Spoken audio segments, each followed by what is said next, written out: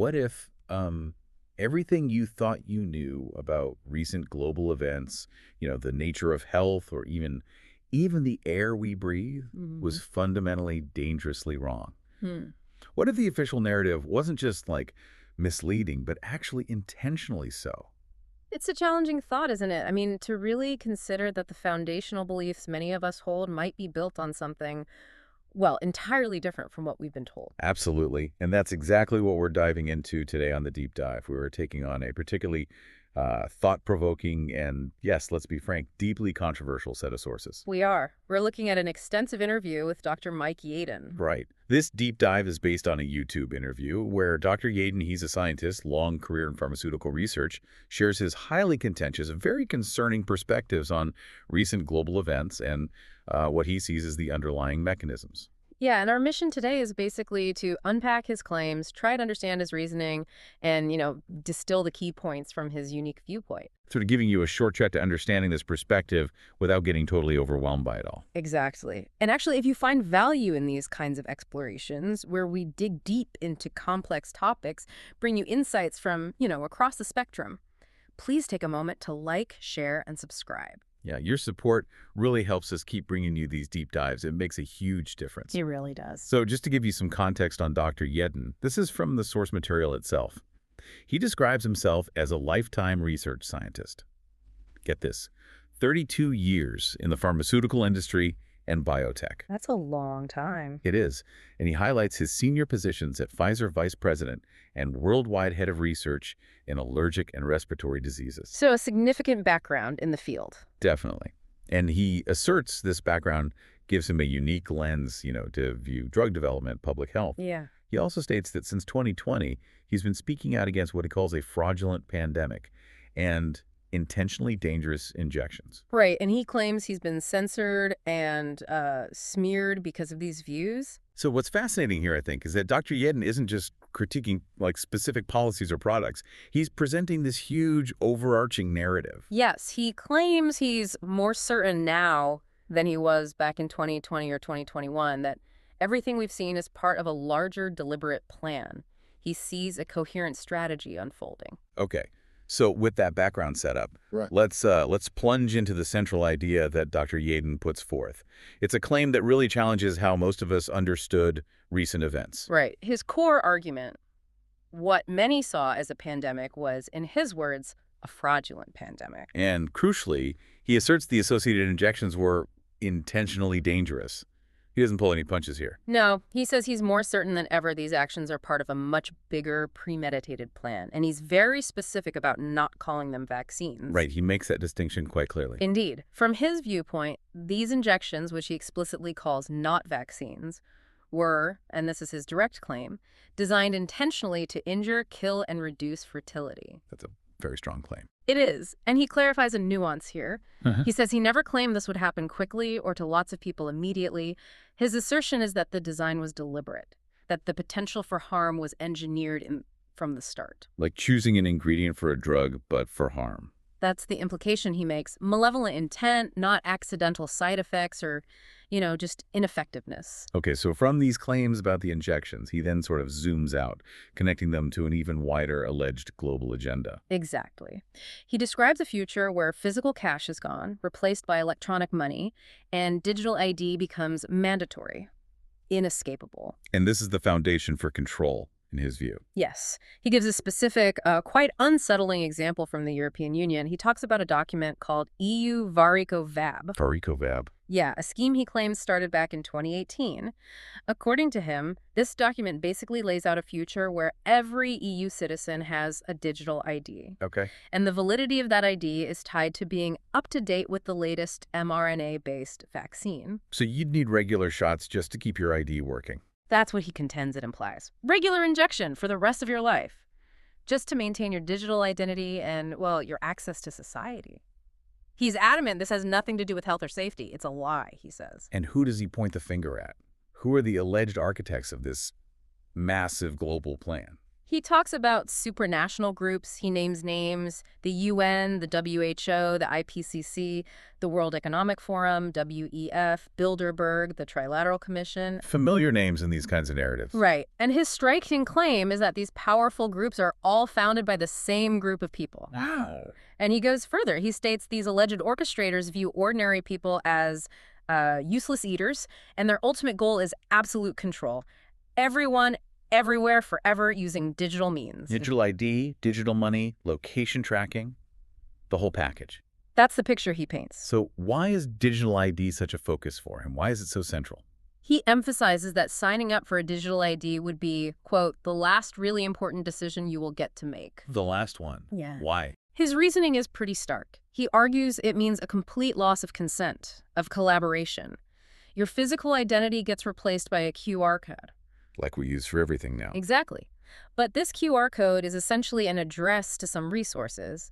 And the critical part, he warns, is that this digital address can be edited, manipulated, Meaning your access could be cut off. or altered, based on things like your vaccination status, just like in that EU Verico VAB scheme he mentioned. Your ability to function could just be switched off. And the consequences he outlines, they sound pretty severe. Dire and pervasive, according to his projections. An invalid digital ID means you couldn't do basic things.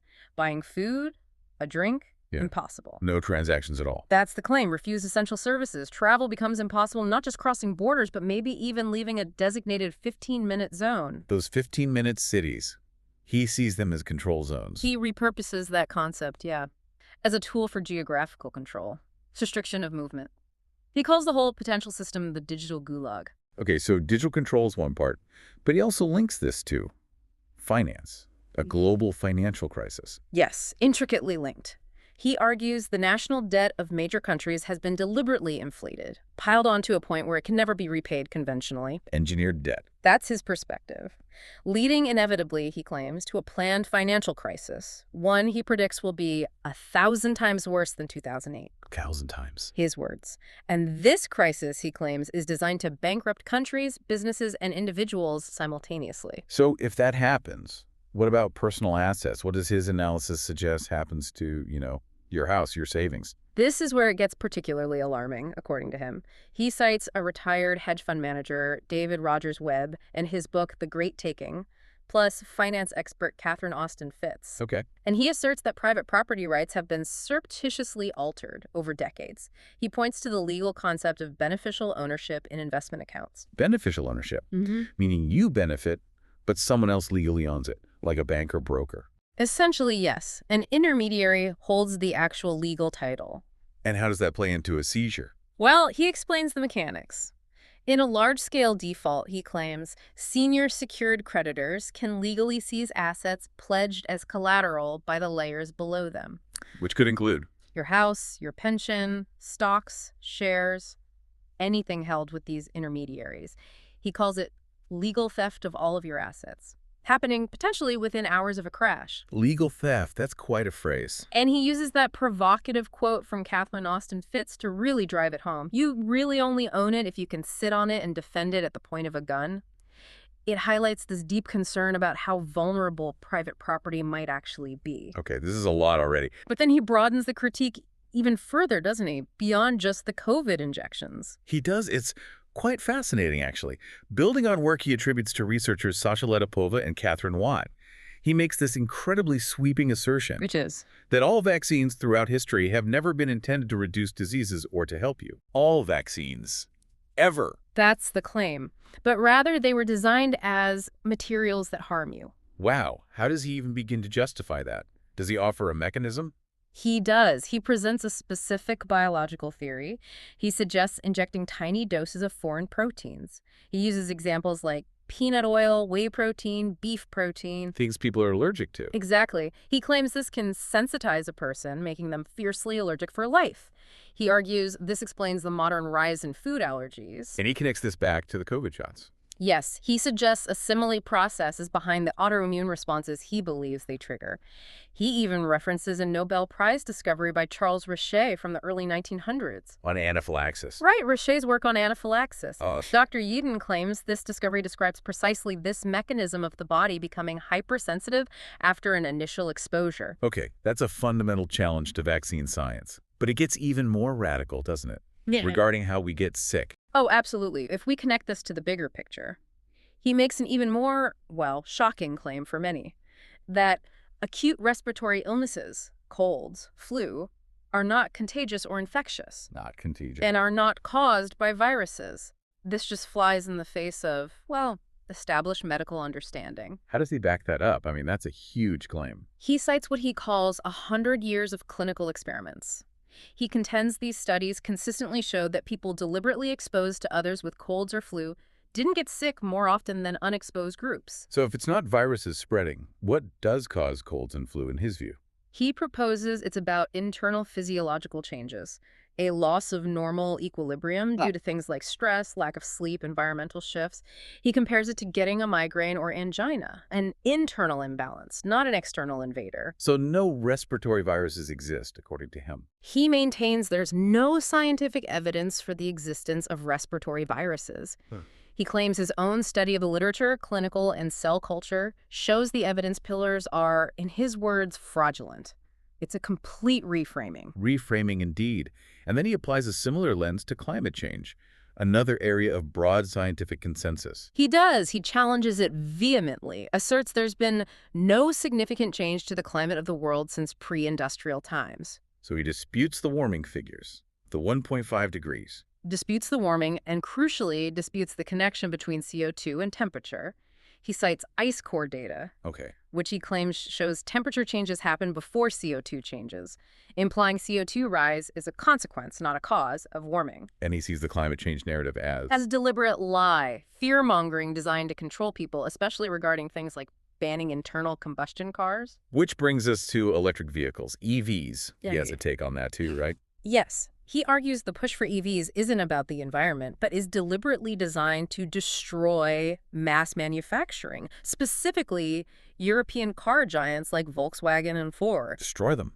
Arranged by whom? By global financiers, he suggests.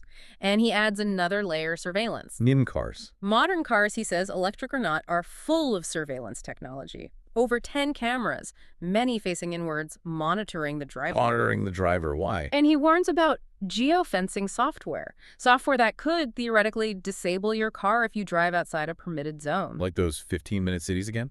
Potentially, yes, and possibly linked back to your digital ID status, total control over movement. So after laying all this out, this massive, interconnected, and frankly terrifying narrative, does he explain why?